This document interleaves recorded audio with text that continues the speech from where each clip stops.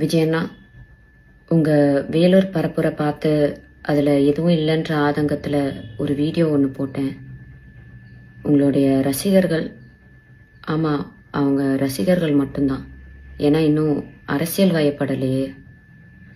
அவங்க எல்லா social media சைட்லேயும் என்னை கடிச்சு வச்சிட்ருக்காங்க. இந்த மைனர் பசங்கக்கிட்ட இருக்கிறது முக்கால்வாசி என்னமோ ஃபேக் ப்ரொஃபைல் மட்டும்தான். அதை வச்சு தான் என்னை மிரட்டிட்டும் இருக்காங்க. அதுக்காக பயந்து நான் அந்த வீடியோவை டிலீட் பண்ணவும் மாட்டேன், என் கருத்துக்கள்ல இருந்து பின்வாங்கவும் மாட்டேன். என்னை மிரட்டினா பரவாயில்ல, ஆனால் என்னை சார்ந்தவங்களையும் மிரட்டுறனால இதை சொல்ல வேண்டிய கட்டாயத்தில் இருக்கேன். விஜயண்ணா, உங்களுக்கு என்ன பழி வாங்கணும்னா நான் என் வீட்டில் இருப்பேன், இல்லைன்னா என் ஆஃபீஸில் இருப்பேன். என்ன வேணாலும் பண்ணுங்க, ஆனால் அவங்கள விட்டுருங்க. ஓ, நீங்கள் பனையூரை விட்டு வெளியே வர மாட்டீங்கல்ல?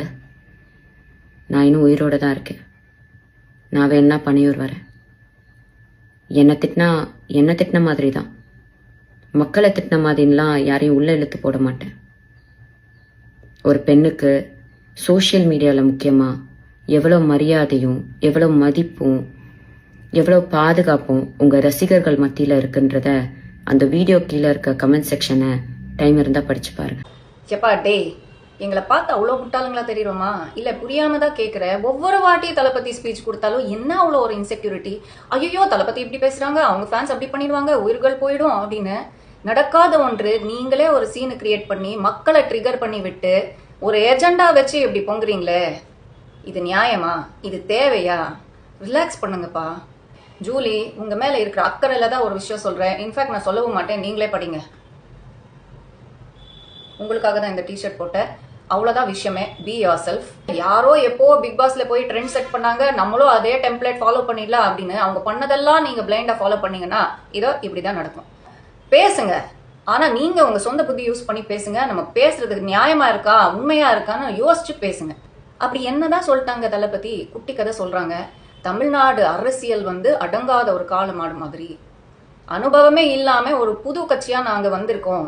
அனுபவம் இல்லைன்றது பார்க்காதீங்க, நோக்கம் பாருங்க. மக்கள் பிரச்சனை என்னன்றது எங்களுக்கு புரியும், உங்களுக்காக நம்ம நிறைய செய்வோம், நம்பி ஓட்டு போடுங்க அப்படின்னு தானே சொல்றாங்க. கிளியரா தானே சொல்றாங்க. ஃபுல் ஸ்பீச் பார்த்து தானே நீங்க பேசுறீங்க. இதுல மிஸ் அண்டர்ஸ்டாண்டிங் பண்ற விஷயமே இல்லையே. சரிப்பா, அப்படியே ரொம்ப சின்ன பசங்க, சரி நம்ம கெத்து காமிக்கலாம், பாலமாடு கிட்ட போய் நம்ம சீனை போடலாம் அப்படின்னு ஏதாவது சம்பவம் பண்ணிட போறாங்க அப்படின்ற ஒரு அக்கறையில நீங்க பேசிருக்கீங்க அப்படின்னு பார்த்தா சமூக அக்கறையில பேசின மாதிரி தெரியல. 50 500 ஆயிட போது பாத்துக்கோங்கன்னா அப்படின்னு தளபதியை தாக்குறதுக்கு தான் அந்த வீடியோ போட்டிருக்காங்க. அது பத்தாதுன்னு 2வது வீடியோ வரை போடுறாங்க. இது pure and pure personal attack தான், எந்த மாற்று கருத்தும் கிடையாது. நீங்க கண்டிப்பா பழி வாங்கதான் போவீங்க, என்ன மட்டும் பழி வாங்குங்க, ஆளுங்களை விட்டுருங்க அப்படின்னு சொல்றது சட்டப்படி இது தவறுங்க. பர்சனல் அட்டாக் பண்றது என்னைக்குமே நான் என்டர்டெயின் பண்ண மாட்டேன். அது உங்களை ட்ரால் பண்ணாலும் சரி, நீங்க அடுத்தவங்களை ட்ரால் பண்ணாலும் சரி, அது தப்பு தான்.